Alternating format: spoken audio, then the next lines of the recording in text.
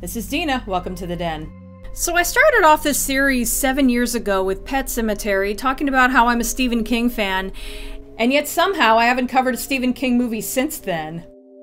Meanwhile, I'm not even really a Clive Barker fan, and yet I've covered 6 movies that are related to him. I don't know how that happened, to be honest. Life is funny sometimes. In fact, if I was making this video a few years ago, I'd probably be going on a rant about the It remake, but I've just gotten kind of burned out on hating remakes. I just don't care anymore. It's kinda sad, but that's where we are. I don't want to dwell on this here, so maybe I'll make a separate video on that. Either way, I'll talk a little about the trailer for the remake at the very end, like I did when I covered Poltergeist. But back to Stephen King movies. Movies based on Stephen King books are nothing new, since back in 1976 when Carrie was made. But most of Stephen King's novels are in the neighborhood of 400 to 500 pages, so they tend to lend themselves pretty well to the usual 2-hour movie format. So how do you adapt a doorstopper like It that is over 1,000 pages? Around twice as long as the average Stephen King book? Well, you make a 2-part miniseries out of it so it becomes 2 movies. I mean, making 2 theatrical movies out of one story wasn't totally unheard of at the time, but it wasn't something that was commonly done in 1990. I'm not the biggest movie buff in the world, so there might be some I don't know about. The only example I can think of is The Neverending Story. And it's easy to see why a studio might shy away from that idea. Audiences might feel ripped off if they were paying to see a movie that knowingly told only half of a story. Not to mention that if the first movie didn't do well, they might not get the funding for a second one and the story would never be finished. 3 years later, Kill Bill Part 1 would come out, and I think that helped to open the door for this concept.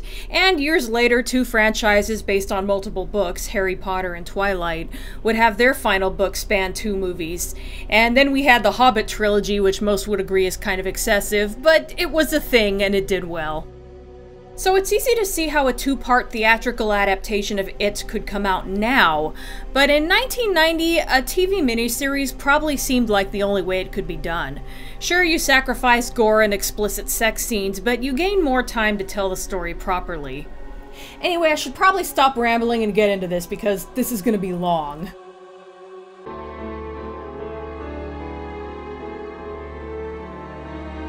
I love the way this starts with the old photos set to morose music.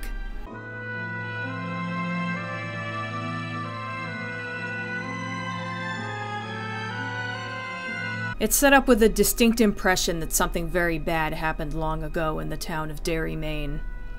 I am definitely going to talk about these actors later because I know nearly all of them from something else.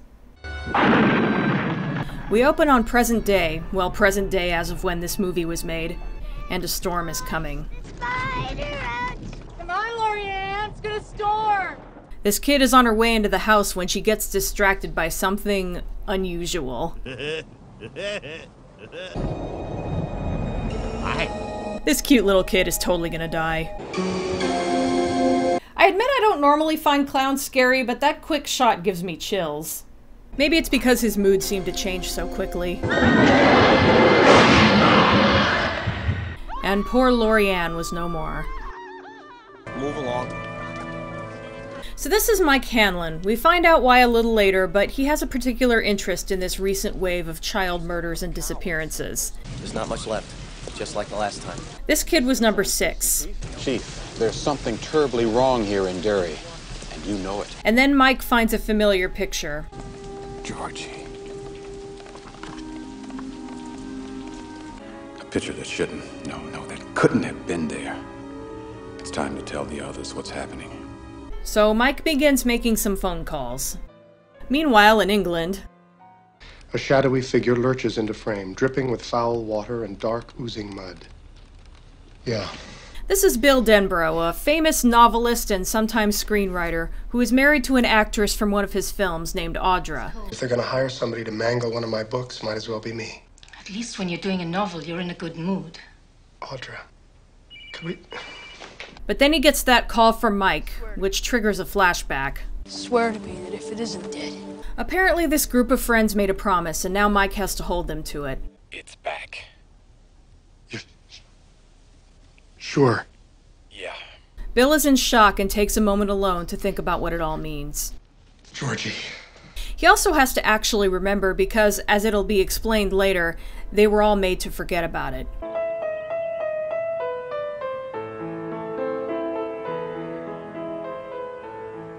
The Magic Stone story.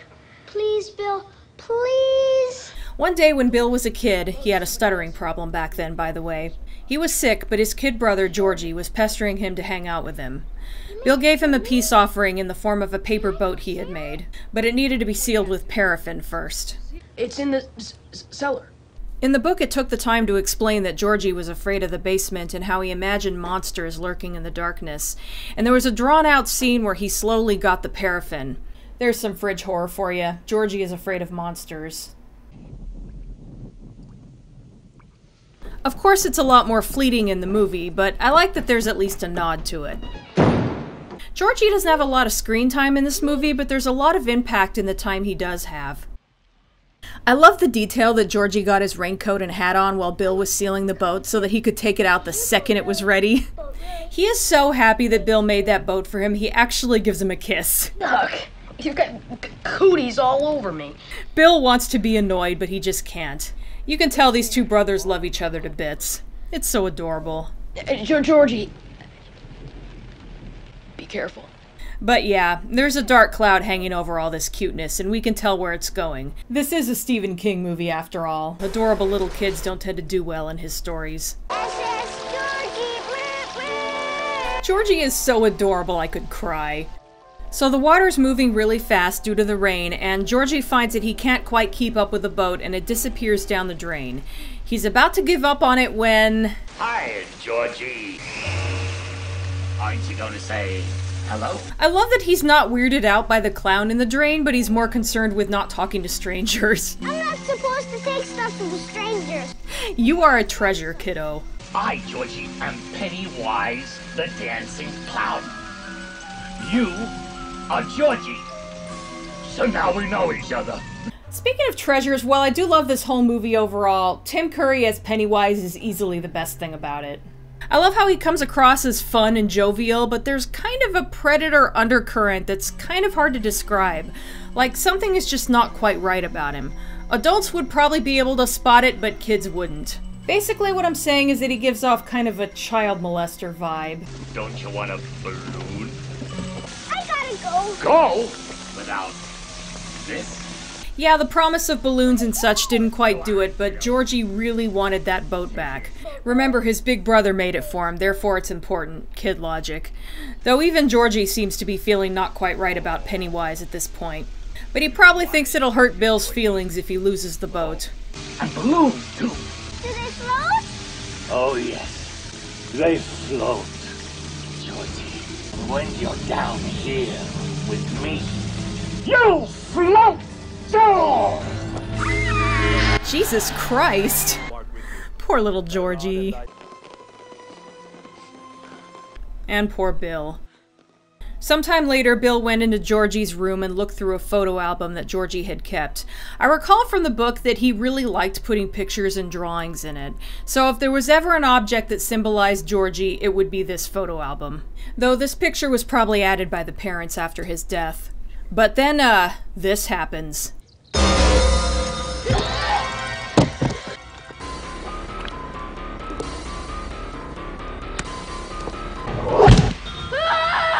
Yeah, I would react the same way. That's pretty terrifying. The picture. Georgie's picture. However, his parents obviously don't see the blood and are too wrapped up in their own grief to have much sympathy for what they probably think is Bill having a mental breakdown. I don't want you ever coming in here again, son. Do you understand? This scene is actually kind of hard to watch. I mean it, Bill. I forgot. Back to present time, Bill has to go back to his hometown. My brother who died, Yes, George. he didn't just die. He was murdered. He really had forgotten about the murder of his brother, and now that he's remembering, his stutter comes back. Let me help. Naturally, Audra is beside herself with worry and wants to come with him, but he's not having any of that. You promise me you'll stay here. I love you.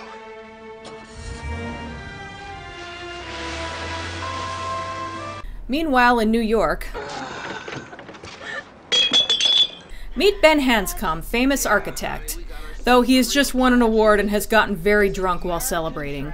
Also, one gets the impression that Ben isn't really enjoying his success. Would you believe I used to be fat? Putting aside how weird this dialogue is... Bet your fern I was. We used to say that as kids.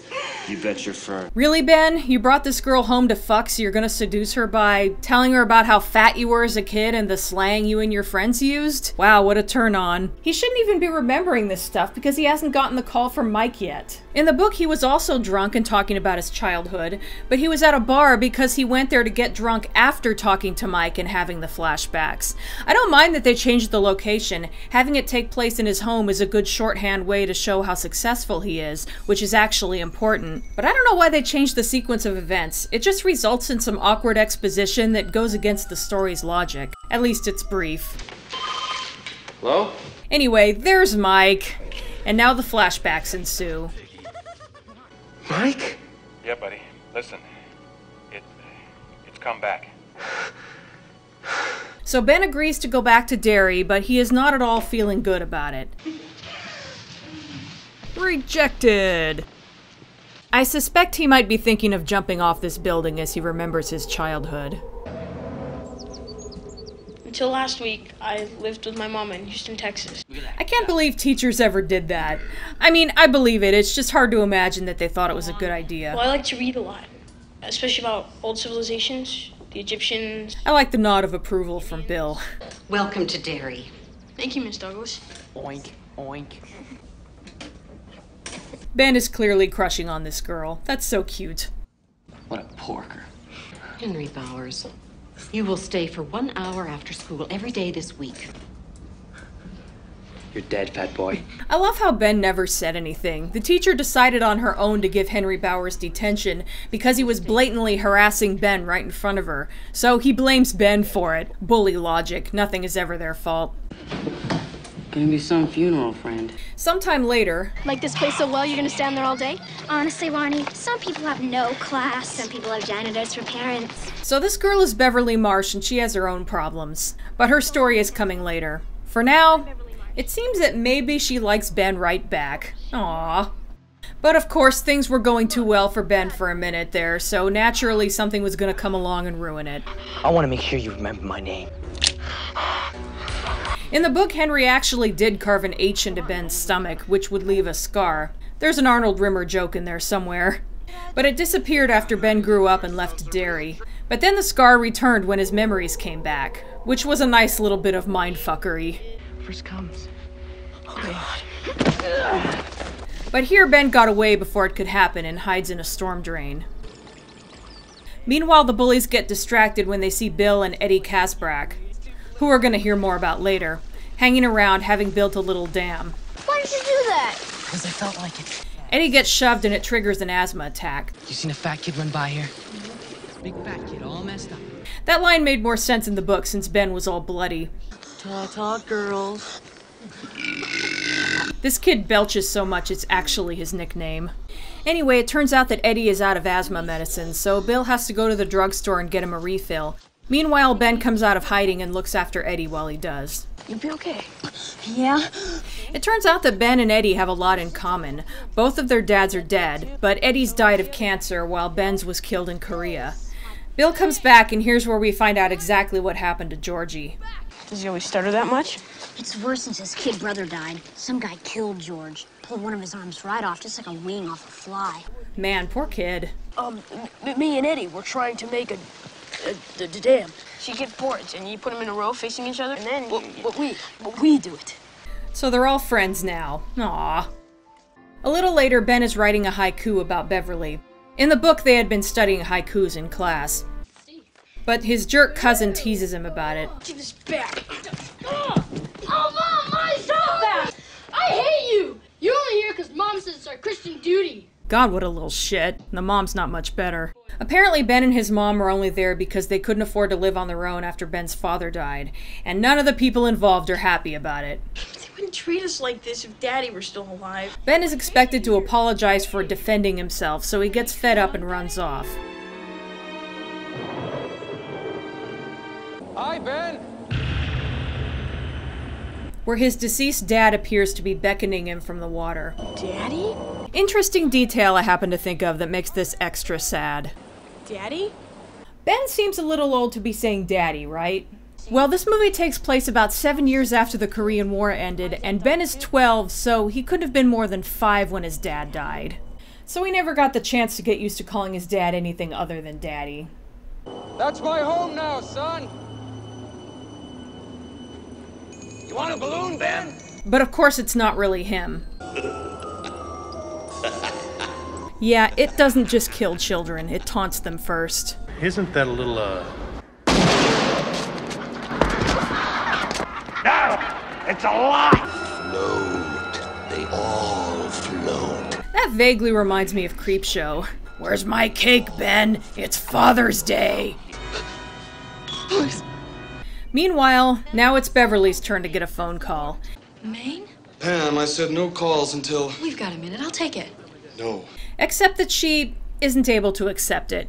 Beverly is now a successful fashion designer, but her business partner, who is also her boyfriend, is kind of controlling. Bevy, don't ever contradict me in front of Pam again, okay? Later that night, Mike calls again. Look, are you sitting down? By the time the boyfriend comes back, she's already packing. He's an old dear friend. I have to... Shut up. Sorry, did I say he's kind of controlling? What I really meant is that he's an abusive asshole. Forgotten your lessons, Bevy. Too long since last time. Put that thing down. She's clearly afraid of this guy, so the fact that she's willing to fight him to get away is telling of how important this promise is. You get into bed. No. You go, girl. Ever again!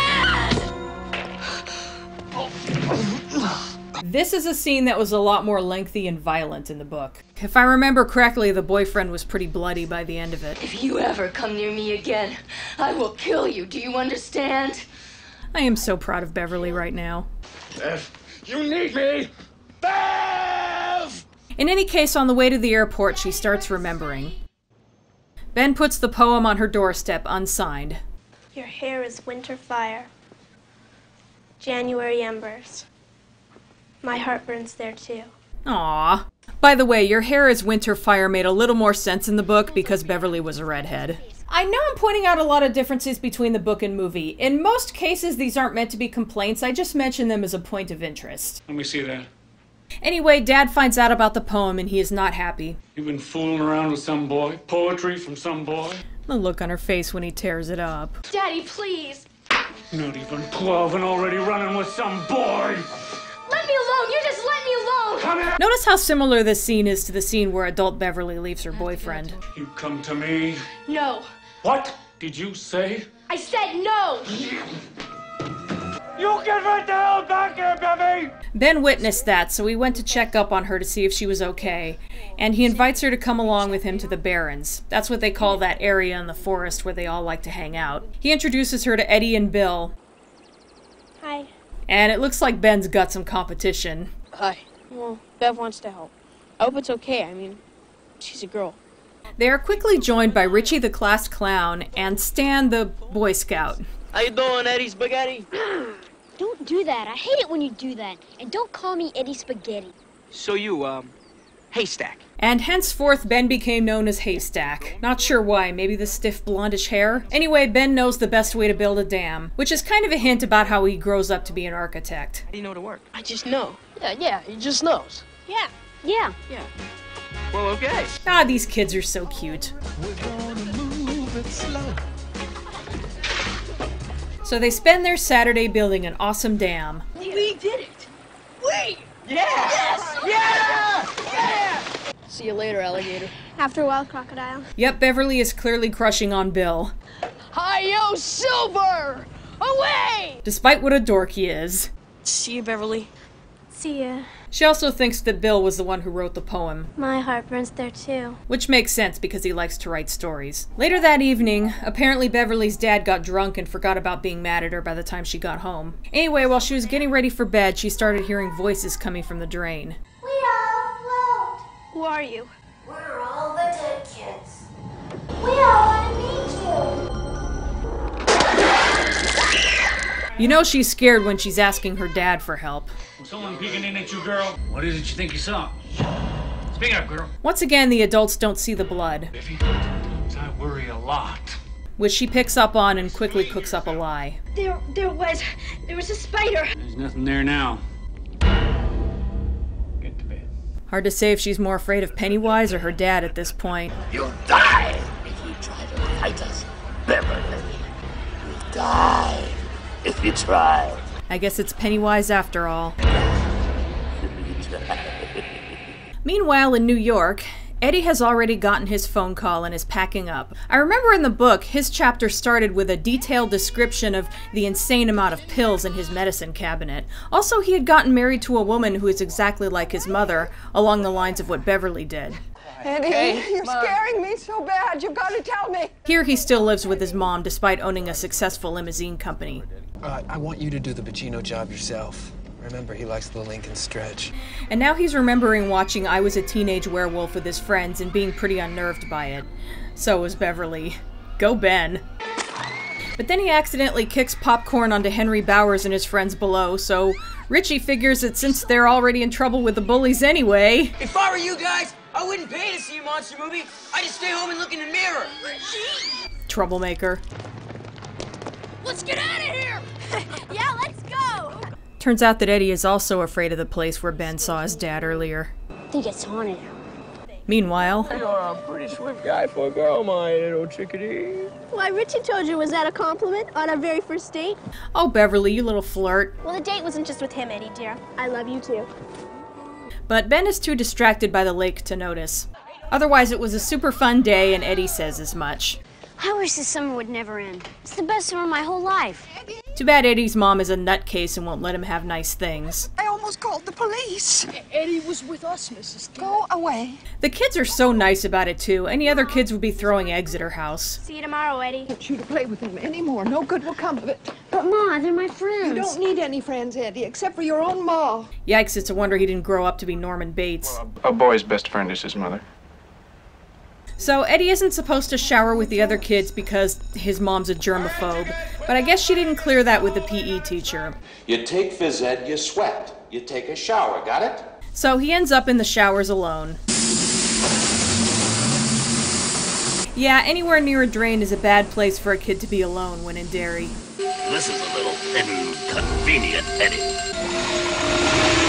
Oh, Pennywise is back. Here I am, Wheezy. What I think some people don't get about Pennywise is that most of the time he isn't meant to be outright scary. Well, unless you find clowns scary by default. He's more weird at first, and that weirdness is kind of unsettling. Like, yeah, this goofy clown isn't scary, but when he's talking to you from inside a drain, there may not be anything outright scary or threatening about that, but it challenges your logic.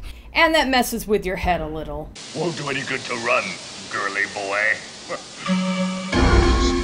See you in your dreams. Of course, this is before he pulls out the big guns. Yeah, speaking as someone who is not afraid of clowns, that is legitimately terrifying. And there is a reason why it didn't just kill Eddie right there.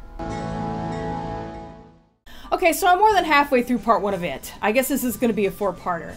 If you haven't seen this one, put away any prejudice you may have against made-for-TV movies and give it a chance before I get to part 2 of part 1.